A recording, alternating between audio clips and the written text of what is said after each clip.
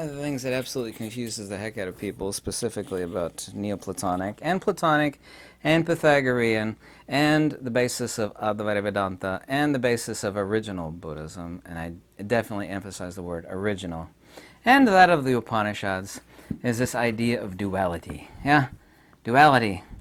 Tell me really quickly, IQ test, is light and darkness a duality? No. One's presence and the other one is absence. This is a conceptual abstraction created by human beings. Darkness is not a thing. Darkness is the absence of something. What about light and illumination? Principle and attribute. Is that a duality? What about an inseparable wholeness? Nothing exists, either real or unreal, that doesn't have at least one attribute. Here's an interesting fact. Anything imaginary that you can think of, unicorns, leprechauns, sky castles, you can't even think of anything completely imaginary, real or unreal, that doesn't have at least, usually a whole lot more than one attribute. It's completely impossible. Nothing can exist, even the most simple of things, and the most simple of things, and this is of course what the Pythagoreans and the Platonists and Neoplatonists, Plotinus, Syrianus, Damascus, Proclus, Iamblichus, on, thought and applied retroductive logic to. One of the great secrets, and this is their own saying. Someone was supposedly drowned at sea because they revealed the great secret of the Pythagoreans. Yes, which is incommensurability. Defining incommensurability would take quite a few videos and maybe a couple books. It's really very simple. The Greeks called it euristos dias, they called it ananke, and they too called it dolma. The first two digits of the Fibonacci sequence are 1 and 1. It's not like another one or a separate one, or rather principle and attribute, like light and illumination. Human beings see duality in the universe like good and evil, darkness and light. It's completely ridiculous. There's all these different things that actually don't exist that human beings love to think about. And there's like 9 of them. I could only remember a few off the top of my head. The 9 primary things that don't exist, like waves, darkness, emptiness. There's 9 of them. I'm not going to try to recall the other 5 primary ones off the top of my head. But this is right throughout the entire cosmos. The same is true of, and people don't get it, I've got, God knows, 1,500 videos, probably more than that, on magnetism. And yet, people don't seem to get the fact they talk about the magnetic and the dielectric like they're 2 different things. And they're not 2 different things. Magnetism is the dielectric field. Magnetism would be to illumination as dielectric would be to light, the most simple of things. Because nobody sees light. They see the extrinsic nature of light, which is illumination. The ether, to take the analogy further, would be the energy that feeds the light bulb. Yeah. Human beings are so confused about so many things, and I was taught, unfortunately, the same garbage you were taught. However, I was a lot smarter than my teachers, and I knew they were liars, and I knew the books that I were reading were lies. They were just silly little fairy tales, just complete nonsense. We all suffer this delusion that when we flip on a light switch that, that the light bulb emits light, and it has a speed, and it's comprised of photons and electromagnetic waves. Waves of what? Well, waves of energy. Well, excuse me, Mr. Scientist, you never defined the term energy. Yes, energy is the ability to do work. That's actually not the definition of energy. That is saying what energy is capable of doing. That's like saying, what's a horse? Well, a horse is something you ride, or a horse is something that pulls a plow. It's like that doesn't tell you what a horse is. That's what a horse is capable of doing. Talking about light, when you say light, people absolutely, this is an important point. Squeeze your brain for a second. When you say light, nobody actually ever thinks of light. No, they don't. What? No, they don't. They think of illumination. Because nobody ever sees light. They see illumination. Illumination, of course, is that resistance, capacitance, permeability, permittivity of the coaxial circuit of light. Just take, for example, an imaginary person like the Fantastic. There's the invisible woman, remember? An invisible person would be 110% totally blind, would not be able to see anything. Light would pass right through it. Nothing would be able to be envisioned because we only see never light, rather illumination. And the only reason we see illumination is because the cells in the back of the rods and cones in the back of our eyes, they actually are permeability and permittivity inhibitors to light. And of course light, and this is the important point, and Walter Russell talks about this, Nikola Tesla talks about this. Nikola Tesla famously said, light can be nothing other than a sound wave in the ether. We all suffer the same thing about sound. We think sound is an emission. Sound is not an emission at all. It's a disturbance in the medium. When I generate sound that vibrates this microphone, it's not an emission. It's a disturbance of the oxygen and nitrogen, the medium. Light is a disturbance of the medium that we call the ether. Yes? Nobody can deny the ether, no matter how much these people vociferously protest. They actually, saying ether is like screaming out the devil in the middle of a church service to these atomists and these materialists. They've actually substituted the ether with other words, like quantum foam or dark matter and blah, blah, blah. They got like a dozen different names, and they all just mean and refer to one and the same thing, the ether. Ether became this hot word that became like a religious faux pas. You just like, you don't go into like a Catholic church and go, devil! They cast you out, right? It's the same thing with actually discussing the ether, but I'm not interested in these people's intellectual, their intellectual incontinence. Not incompetence, I said intellectual incontinence. They actually can't think clearly. Light is not an emission. It's not a particle, it's not a wave, and it doesn't have a speed. It's a saturation of the field disturbance, just like sound is. And it's the rate of induction. Light doesn't have a speed. It has a rate of induction, which is the hysteresis of the ether. Yeah. The so-called speed of light, or the rate of induction, or the hysteresis of the ether, changes depending on the medium, whether it be glass or water or other things. Same is true of sound. Changes due to the temperature of the air, and also too the rarefaction of the air. Actually, sound has a different speed at a higher altitude. You'd actually have to go up so high, that you wouldn't be able to breathe without oxygen. So the duality that human beings see, and this is where you get to the heart. And we have these, Pali has them. I'm a Pali translator now for over 25 years. These are words that are untranslatable. People try, like Dhamma, Samma is another word. It's all these great little words that have no translation. Same in Greek. You can translate logos, but it doesn't fit every occurrence. Euristos dias, tolma, ananke. Means necessity, but what it actually means specifically is it can't exist any other way. The Euristos dias, the tolma, the ananke that the ancient Platonists and the Pythagoreans were talking about, i.e. the incommensurability of the universe and Mother Nature, is the extrinsic principle. It's the extrinsic attribute of the principle, or the agathon, i.e. the absolute. The second one of the Fibonacci sequence, which of course begins 1 and 1. It confuses people. You eliminate out something that doesn't exist in Platonic, Pythagorean, Advaita Vedanta, is this idea of original cause. First cause is not cause, rather attribute. There is no cause for illumination. It's the extrinsic attribute of light itself, completely inseparable from same. When we talk about illumination referring to light, when we say light, nobody ever thinks of light. They don't. They think of illumination. You say light, nobody thinks of light. Yeah, that's an important statement that sounds superficially very peculiar, and yet is incredibly important. Explaining this no cause, no original sin, no prima causa of first principles is very, very simple regarding emanationism. It goes by emanationism, it goes by the word monism, it all refers to one and the same thing. Same is true of magnetism. Like I said, I got well over 1,500 videos on magnetism. I can happily say, if I ever use the word happy, first person on earth to accurately define all the qualities and nature of what magnetism is and is not. There's not another book you can say, you're not the first. I love it when people say that.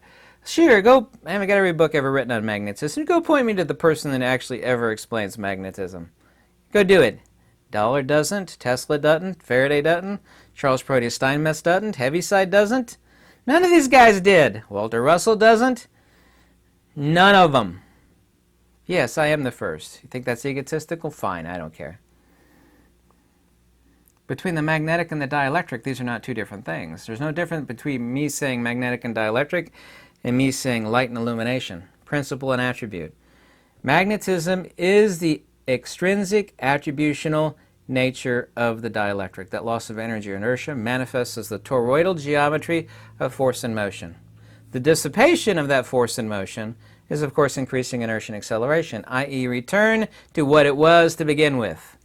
It's kind of like the apple seed, right? You get an apple, you eat it, it's got little seeds in it, you throw it on the ground, the seeds grow up to another apple tree and begets another apple. It would be like, interestingly enough, this is not a real apple, of course.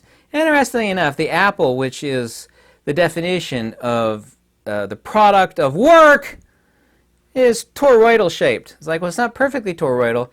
You know what? You're right. But interestingly enough, it has the same phase disparity as a magnetic field, a typical apple. I got a lot of apples in the other room. I should have brought one in here. It has proportionality of phi to 1, or in the case of a magnet, 1 to phi, North Pole, South Pole. If you cut an apple right across the middle, you'll see a hollow spot in the middle where nothing is. And hanging in that nothing, there's no such thing as nothing. It's the absence of apple meat, right? Is hanging in there are these little seeds. So the seeds beget the tree, which begets the apple, and the apple produces the seeds, which begets another tree, on and on and on. Genetically, there's no difference if you're doing a genetic DNA sampling between an apple and the tree. They're genetically identical. One's the fruit of the other. Magnetism is the fruit of the dielectric, the dissipation and loss of that energy. This makes Mother Nature really, really simple. It makes explaining it to a child easy.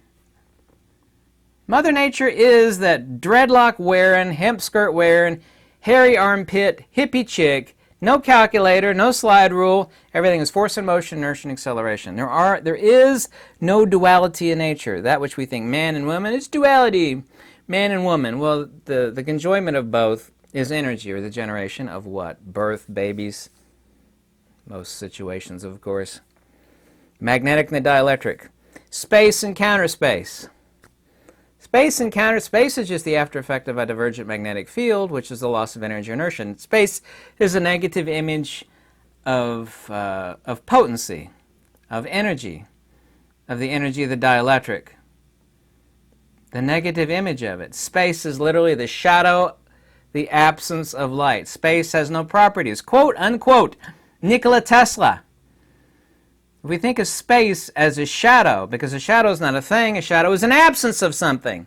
There's no such thing as space, ultimately. Space is not a thing. It's a qualifier and a concept human beings have given to this thing, and it's not a thing either, that exists between bodies in the universe. Here we have the Earth and the Moon, and between them is space. And this idea of curved space is completely ridiculous. We actually have, as increasing inertia and acceleration towards counter space, the dissipation of that energy. So-called gravity is very simple. It's point non-specific mutual mass acceleration. So-called magnetic attraction is exactly the same thing. It just has a different attributional nature. It is point specific. It is point source dielectric acceleration. Same difference between a light bulb and a laser is the same difference between so-called magnetic attraction, which is not magnetism at all, and that of what human beings call gravity. Mother Nature is simple. If you can see the big picture, which apparently nobody in this world can, you have to understand astronomy, you have to understand physics, you have to understand metaphysics, and you have to have a grounding in something that's not taught anymore. It's Platonic or Pythagorean, actually, technically. Stop attributing so much to Plato. A lot of stuff attributed to Plato came way before Plato.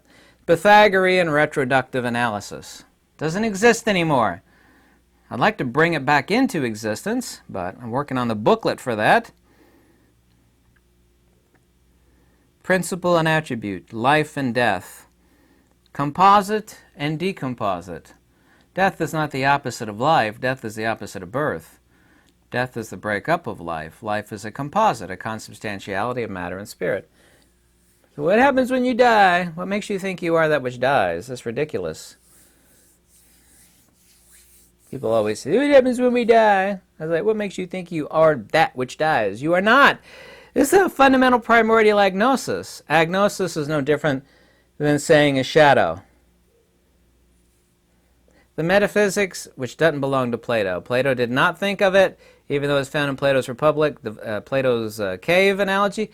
There is not one book on this earth that I've ever read where people truly understand the absolute rock-hard metaphysics behind Plato's cave analogy, and it doesn't belong to Plato. It came way before him. Pythagoreans, who knows who came up with it first. It just first exists in Plato's works, Plato's Republic specifically. There is no duality in the universe. Magnetism and dielectricity are not two different things. Ice, water, and steam are not two different things. Light and illumination are not two different things. There is no duality in the universe. There is not physics here and metaphysics here. There's only the silver of the coin. Yeah, this is not silver, but silver of the coinage. People are always arguing over, I care about the tail side, I care about the head side. It's like, I'm interested in the silver that makes up both of them. This is a very, very superficial glimpse into the retroductive Pythagorean analysis of the universe. When you do it, you have the primer within your head of, oh my God, Mother Nature is really, really, really simple. Everybody's arguing about this side or this side. I'm interested in the silver. What makes it up? Yeah, the metal, yeah, the fundamental essence of this friggin' coin. Not the head, not the tail. What is its essence? When you understand the essence, the head and the tail become irrelevant. There is no duality in nature. There is no distinction between magnetic and dielectric. There is no distinction between light and illumination. When you say light, nobody, and I mean this seriously, thinks about light. They think about illumination. Everybody suffers this sick, silly nonsense about light too. It's an emission, it has a speed, it's a wave, a wave particle. There ain't no, I said ain't, yeah. There ain't no dualities in nature. Natura naturans. Natural order contains no dualities. Let me define, attention please, let me define duality correctly for you. Accurately and correctly. Duality is a concept invented by ignorant human beings who fundamentally haven't got a clue as to natural order, cosmic mechanics, or what you want to call Mother Nature. It goes by a million different names. That's what duality is. When you say duality, from the perspective of Pythagorean retroductive analysis, you're just saying ignorance. Duality, blah, blah, blah, blah, stupidity, blah, blah, blah. There's a duality. Every time I hear duality out of anybody's mouth, I just hear the words, blah, blah, blah, stupid, dumb, blah, don't know, blah. Duality. There's no duality in nature. There ain't, yes, I use the word ain't. There ain't no duality in nature. Never has been, never will be.